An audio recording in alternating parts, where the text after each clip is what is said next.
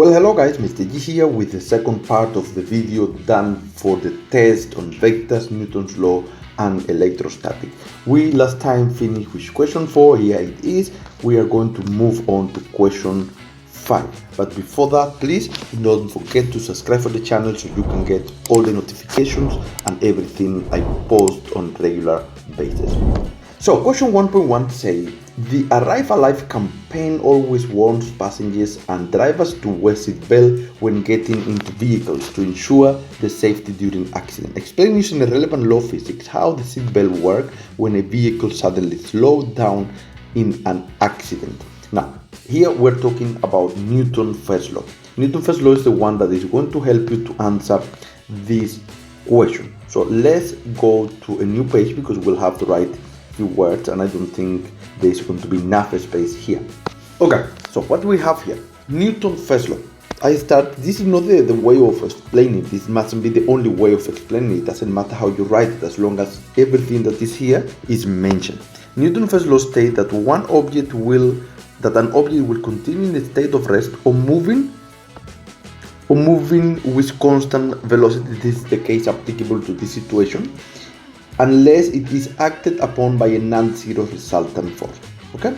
Now, when a car suddenly stops, the passenger will continue moving in the forward direction. If it's not having a seatbelt, obvious will be an accident and the person or the passenger will get injured. That's all we have to answer in this question.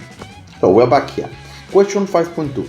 A ticket timer and a tape are used to investigate the relationship between force exerted on a trolley and the acceleration of the trolley. The following graph is drawn from the data obtained, and you have the graph there. Describe the shape of the graph. Right, guys? This shape is a straight line graph. It is a straight line graph. Write down the independent variable. Remember, that generally most of the time the independent variable will be in the y-axis and the dependent in the x-axis. So the independent variable here will be the resultant force. What relationship where does the experiment suggest between the acceleration and the resultant force? From the graph, from the straight line, you can see that the acceleration is directly proportional to the net force. Now, note the following. They say what relationship? Oh, inward. They said here inward, so it must be inward. So acceleration, I'm going to write it there. And this is the answer. Acceleration is directly proportional to net force. Note it is not the same to say that the resultant force is directly proportional to acceleration. Acceleration depends on resultant force and not the other way around. Okay, so 5.3. So far so good. This is very easy question so far. Question 5.3. A book is resting on a table as shown below. Write down Newton's third law in word, and let's see if we have a space to write the law here for 5.3.1. all right, so question of the Newton's third law says when an object A exerts a force on object B simultaneously exerts an opposite directed force of equal magnitude on object A. Now guys, the force here of force A on B must be equal in magnitude to force B on A, but in opposite direction, and that is the minus at the front. This is the formula that we can use for Newton's third law if you think you are going to forget. Okay, identify one Newton's third law, let's say one action-reaction pair that is present in this picture, and it's very simple. I'm not going to mention many options, but I'm going to mention only one, which is book on table and table on book. And there are a few important things we're going to speak about here. This is question 5.3.2. The action-reaction pair here is the force from a book on table and the force from table on book. Those are action reaction. Now, I want you to note the following. The force from the table on the book is what we call normal force. And the force from the book on the table is what we call apparent weight. So I'm going to write W, but I'm going to write here apparent. This is apparent weight. Is the force from the book on the surface. So this is an action-reaction. Pay a note. I am not saying here normal is equal to weight. Normal and weight are not action-reaction pair. I'm speaking about the normal and I'm speaking about the apparent weight. And I really hope you don't misunderstood. This is not weight, this is apparent weight. And the apparent weight is the force from the book on the table. That is the apparent weight. Let's write it there. And I'm using this symbol here for apparent weight, W. Apparent, that is apparent weight. That is the force from the book on the table. Now the force from the book on the table is going to be equal in magnitude to the normal force, which is the force from the table on the book, but in opposite direction. This one is question 5.3.2. We can go now to question 6, and there is a question very much the same to this one, even same numbers.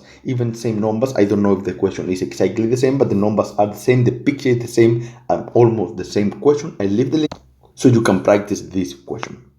Now, this question says a light inelastic string with negligible masses connects the two blocks of mass 1,5 kilogram and 2 kilogram respectively. A force is applied at an angle of 20 degrees on block A. If force F of 10 Newton is applied on block A, the blocks move to the right in a smooth surface. Smooth surface, no, it's easier than the other question we did. It means there is not friction. State Newton's second law in words. So let's go and state Newton's second law in words here. And here is Newton's second law. When a resultant force acts on an object, the object will accelerate in the direction of the force. Obviously, we're talking about the resultant force. The acceleration is directly proportional to the net force and inversely proportional to the mass of the object. That is Newton's second law in words. But I want you to see something before we move on to 6.2. This formula here, this formula that you see here is Newton's second law.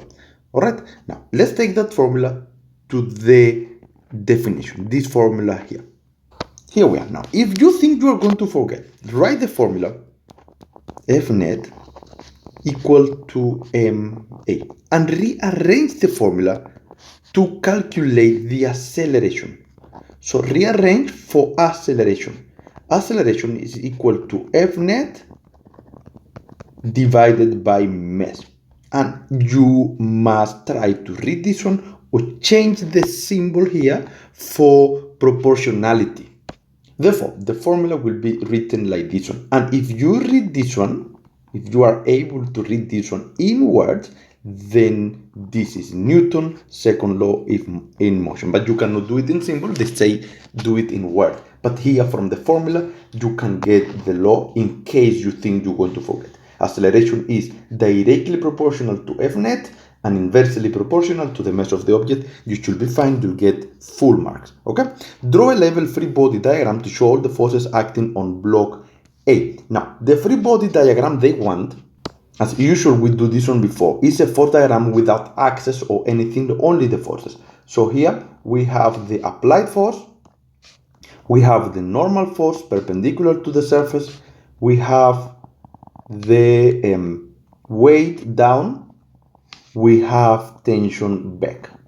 These are the forces acting on this object. Force, normal, tension, and weight. This is question 6.2. It should be not problem. You can see it's 4 marks, therefore you make sure you have 4 forces there. Okay, question 6.3. Calculate the horizontal component of the applied force. And I want you to see something, guys. That question, the answer is here in question 1.1. How to calculate the horizontal component of a force that have an angle. So the answer was be, if you manage to understand this one, this is the answer for that specific question. I mean, not the answer, but the way of solving. So F in X, you can see is, if you find the components here, F in X. Let's do the free body diagram, the one with axis on this side. Yes, you know, guys, I'm too used to do the axis with the free body diagram with axis. So this force is going to be projected to the X, and here is going to be force in X, applied force in X, okay? Applied force in X. There we go. And that one is the one they want. This angle is 20 degrees. And then from here, you can see that Fx is equal to F multiplied by cos of 20 degrees because it's the adjacent side. So we're going to calculate that one real fast here. So is Fx equal to applied force multiplied by the cosine of 20 degrees. The answer is going to be, when you round off, is going to be 9,4 Newton. This is the horizontal component for that specific applied force. Now calculate the magnitude of the acceleration of the block, and here we have to work simultaneously with both equations. So let's go to a new page to answer this question here. Okay guys, and here we are to answer question 6.4. First, we have the free body diagram. I brought it down, and I'm going to add the component of the force in the y-axis. Note, we may not need it, but I'm going to do it because it must become a habit for us here, okay? So this one is the applied force in y, and if you see, that one will be the same as if I do it here. It's the opposite side, so it will be force multiplied by sin theta. I don't say we are going to use it. Maybe we are not even going to use it in this question, okay? But we have it there already. And now let's add the free body diagram for the other object. This one here was for the 2 kg. Let's do it now for the 1,5 kg. For the 1,5 kg, we're going to do it on this side as usual. I like to add the axis, guys. I'm sorry, I cannot help it. I like it because I learned it like that when I was studying. When I studied, I learned that it must be added. It's part of the work. So what forces are acting on the 1,5 kilograms? There were the tension to the right. There were the tension. There's not friction. Remember that one. There is normal. There is weight. So these are the free body diagram for each object. We are looking for acceleration. So to get the acceleration, we have to work in the x-axis. Net force is equal to ma. That is a general formula, but we are going to work in x, and we are going to work in both of the objects, and I have different spaces here. So on this side, I'm going to say that Fx minus t is equal to ma. That is Newton's second law on this side here. I'm going to take off the vector notation there. On this side here, you will have the t is equal to ma.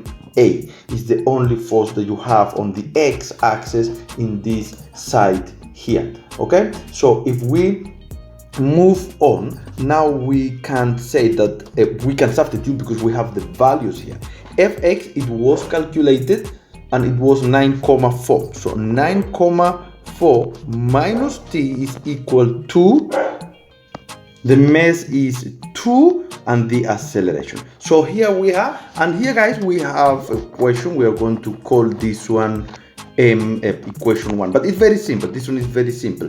T is equal now to 1,5a, guys, and it's almost done. If we substitute this equation there, we can call this one equation 2 if you will. It's up to you. If we substitute there, we have now that 9,4 minus 1,5a is equal to 2a. We rearrange this one. It's simple maths. So the acceleration was going to be, but here it's not 9,8, it's 9,4. 9,4. The answer is 2,69 meters per second square. Now the question here said calculate the magnitude of the acceleration. So you don't have to give a direction. So this one is the answer for the acceleration, guys. I hope you understand. It's not that bad. Let's go to the question. Here we are. How will the normal force on the object on block A change if the angle of the force changes to 15 degrees? Write down increase, decrease, or remain the same. Now, here, this is very simple, but we have to do an analysis, and we're going to do it on this side here. Okay, we said we're not going to use it, but maybe, perhaps. So let's go to do it here. Let's you know what? Let's go to the free body diagram. Here we are. So now let's go to normal force. Now normal force is in y axis. That is why I like to draw the axis, because it's always going to be needed, guys, to understand the work properly. Now in the y-axis, net force is equal to 0, because the object is not moving in the y-axis. Okay, I hope we agree with that. Now in the y-axis, we have the normal plus the applied force in y minus weight, then is equal to 0. And from here we have that normal, which is what we are looking for, is equal to weight, which is going to be constant, minus the applied force in the y-axis. Okay, so weight is constant because it won't change, but the applied force in y depend on the angle. Remember, applied force in y-axis is equal to applied force, which is the same, multiplied by the sin theta. And now we have two sin theta. We have 15 degrees, which is the new situation here, and we have 20 degrees, which is the old situation. So what happened to sin theta from 20 to 15? Let's write it down here. Sin 20 was the first, sin 15. So if we do this one, let's just move it a little bit to the left, sin 20 and sin 15. And here's the numbers we have. Sin 15 is smaller than sin 20. So if you subtract the same number minus a smaller one, the normal will be now greater than before. So the answer for this one is greater than. So the correct answer is increase, and the explanation is that if you think you don't understand, you don't know how to do it, all you have to do is to calculate the normal. They don't say explain, but even if they say explain your answer, you can show the calculation. And this is the end of question 6. Let's go to question 7. Now this one is universal law of gravitation. Now they say a satellite with a mass of 91 kilograms is 250 kilograms above the surface of the Earth. Now is above the surface.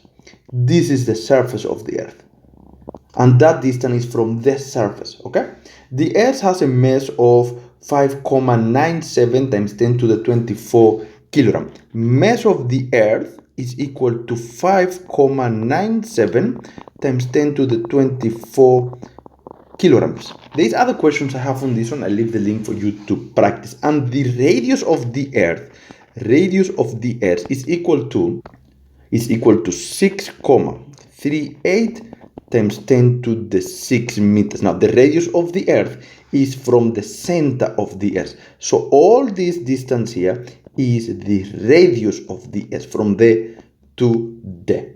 Okay, so now state Newton's universal law of gravitation in words, and we are going to do that one real fast. 7.1, and let's change that color. 7.1. Now I want to go quickly to the formulas. Now here, this formula is the formula for gravitational law. Okay, we are going to bring that formula up there. The formula is here.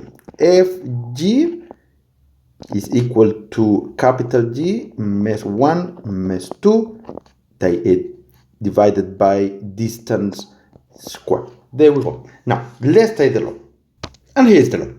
each particle in the universe attracts every other particle with a gravitational force that is directly proportional to the product of the masses and inversely proportional to the square of the distance between the centers. Now, if each particle there is no center, this is in the case there are objects instead. Each object in the universe attracts every other object. If there are particles, there is no centers in a particle.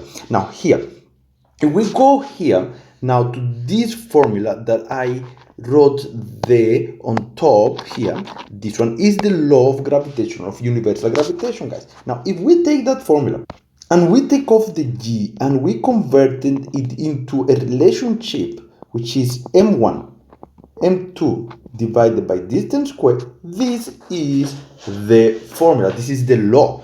Get the gravitational force is directly proportional to the product of the masses, you can see the masses there, and inversely proportional to the square of the distance between them. Here is the law. It is coming from the formula, or it is not coming from the formula, but you can use the formula to deduct inward the law. Okay, it's quite simple. So let's go to the next question. Calculate the magnitude of the force that the Earth exerts on the satellite, and this is the formula we are going to be using. We're going to do it right here on top. Okay, so for that force, this is question 7.2. For that force, G is equal to capital G mass 1 mass 2 divided by distance squared. Remember, the distance is between the center of one object and the center of the other object. So we are talking that distance is the whole distance from side to side. This one here is the distance we are talking about. And in this case, this distance will be equal to the distance from the surface plus the radius of the Earth. Okay, so we are going to start now substituting here. It may be a little bit big, the substitution. Now G, capital G, guys, he's here in the formulas. There is capital G, so you don't have to make a mistake with that one. It's 6,67 times 10 to the minus 11. That is capital G. You go all the way down and you fetch it there. So I am going to substitute all the values we have here.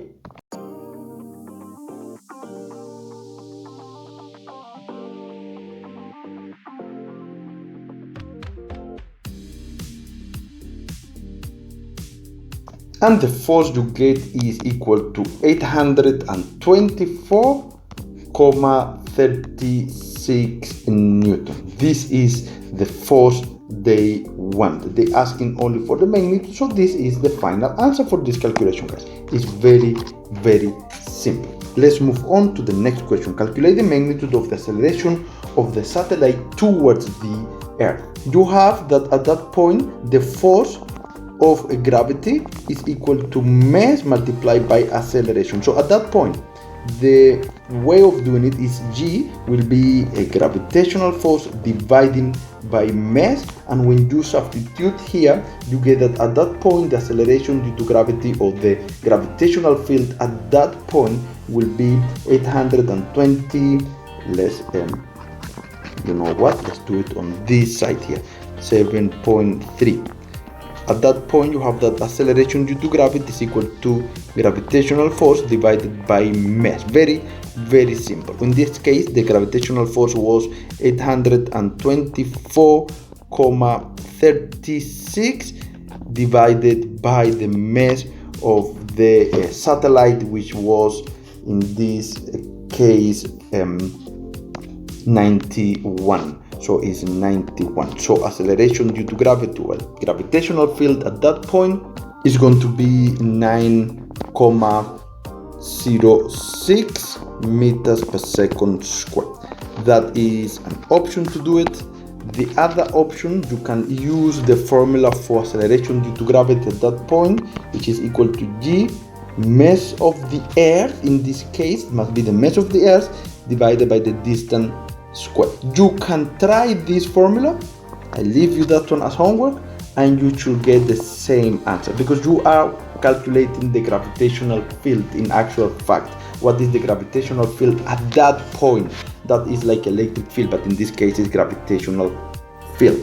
Okay, so anyway, try to do it and then you can see if you get the same answer. You should get the same answer, and you can come back and ask any questions. Explain what I mean by the weight of the satellite. And also, it's something not very clear here, but let's go there. Weight is the force with which the Earth attracts objects toward its surface, but the objects that are near the surface. If it's not near the surface, then we don't refer to weight, we refer to a gravitational force, but we're going to keep it there. Weight of a satellite is the gravitational force, so we're referring to let's write it down like that, gravitational force, because that satellite in actual fact there is weightless, but we're not going to be speaking about this one, guys. I'm not here to be looking to the question paper. If this was your question paper, you'll have to answer regardless any problem with the question. I'm not here to do that. The question paper is quite good question paper, by the way. So this is the answer. This is referring to the gravitational force, okay? But that satellite is weightless at that specific point. The satellite doesn't have a weight there. It is rotating around the Earth. But we're moving on. Okay, guys, so we're going to answer now question 8 and the final question of the question paper and the final question of the video. Two isolated charge, identical copper sphere. Now, I wanted to note something. The word identical here doesn't mean same charge. It means same shape. The identical means they are the same shape. Okay, A and B are placed with the centers 100 centimeters apart, which is 1 meter.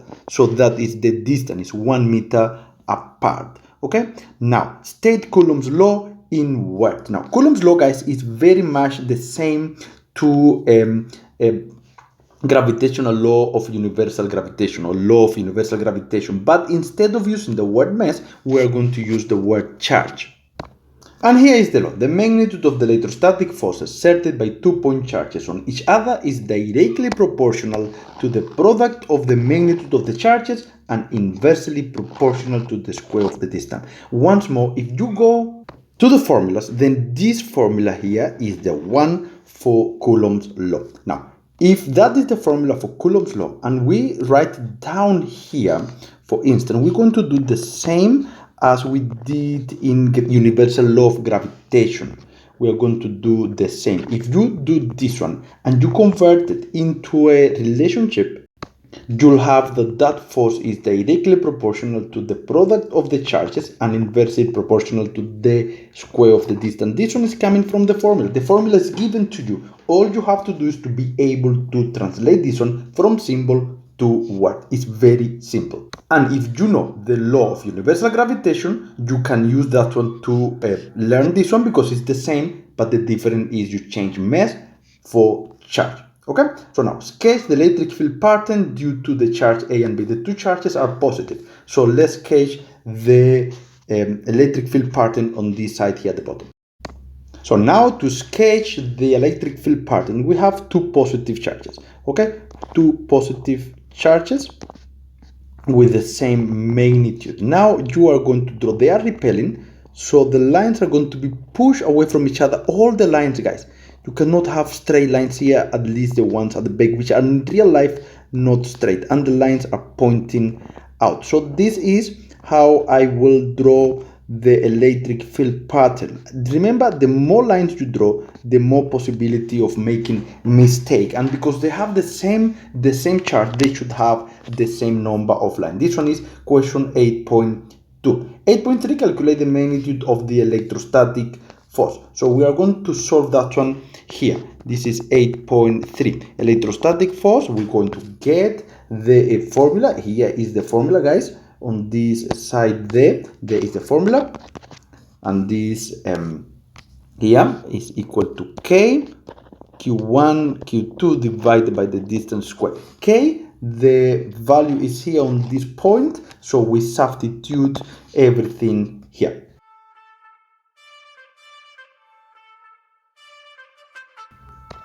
When you solve this one, you have that the force is going to be equal to, and the final answer here is 0.324 Newton, guys. They're asking for the magnitude of the electrostatic force, so no direction needed, and this is the answer for this question. It's quite simple.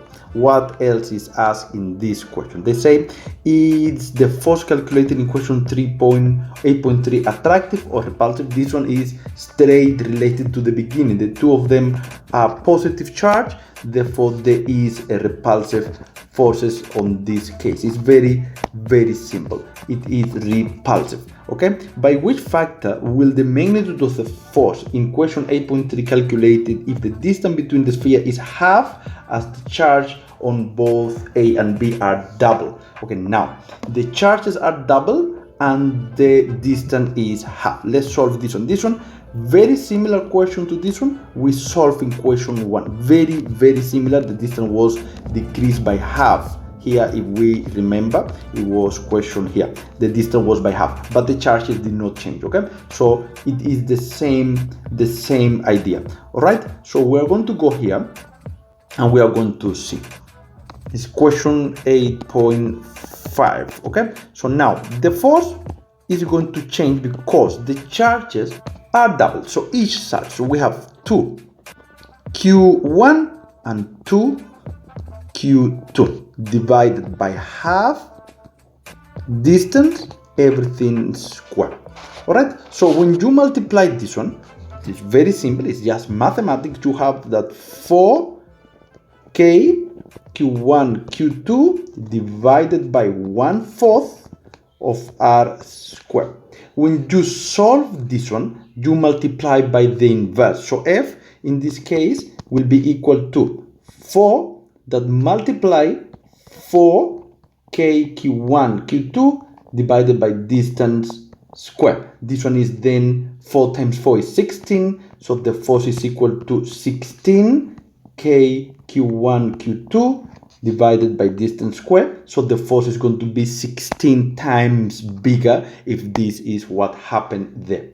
And that is the answer. I hope you understand. This one is very, very simple, guys. Let's go to 8.6. It's the final question and is the final part of the video. A charge C with mass 3 microcoulomb is placed 20 centimeters to the left of A. Calculate the magnitude and direction of the net electrostatic force that A will exert due to B and C. Electrostatic force that A will experience due to B and C. So if we go to the picture, B is a charge C with magnitude of plus 3 microcoulomb is placed 20 centimeters to the left of A. So on the left of A means is somewhere here.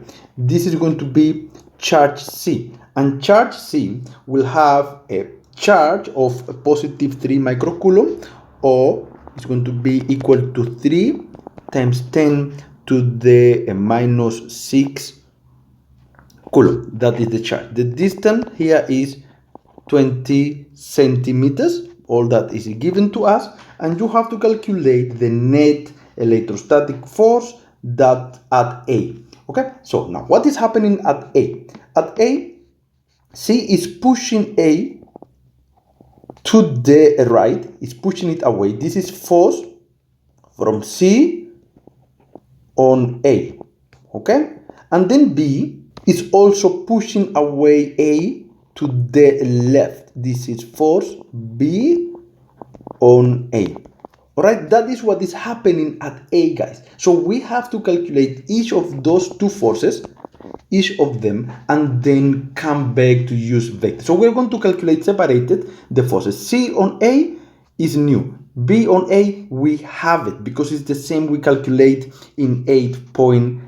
Calculate the magnitude of the electrostatic force B exerted on A. You need to know it's to the left, okay? So this one is left.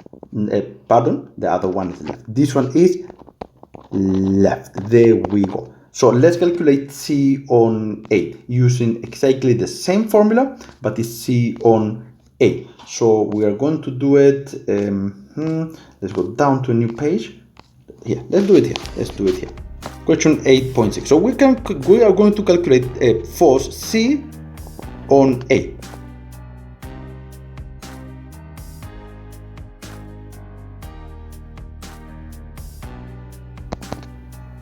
The answer here is 4,05 Newton. Now this is the force from C on A. Now we're going back here to the picture. I want you to see something. We can even do it here. Now we have to select the direction. We have to the right and we have to the left. Okay, so let's take right as positive. So if right is positive, F net in A must be equal to F C on A, which is positive because it's pointing to the right, minus F B on A. Right? Why is that? Because we take right as positive, guys. Because we take right as positive, and that is the final thing. We're going to do the substitution right at the bottom there, where we have the calculation here. We're going to finish here. So F net on A is going to be equal to, and when you do this one, F net at A is going to be equal to 3,726 Newton. Remember, I said right is positive, this answer is positive, therefore it's to the right. This is the correct answer, and this is the final answer of the question and the final question of this video, guys. We are done with all the questions. I hope it helped. If it helped, subscribe for the channel so you can get more. There are good questions here. All these questions are going to be evaluated in the upcoming exams as well as the end of the year for grade 11 and grade 12. So I hope it helped. Good luck. I'll see you next time. Mr. G here.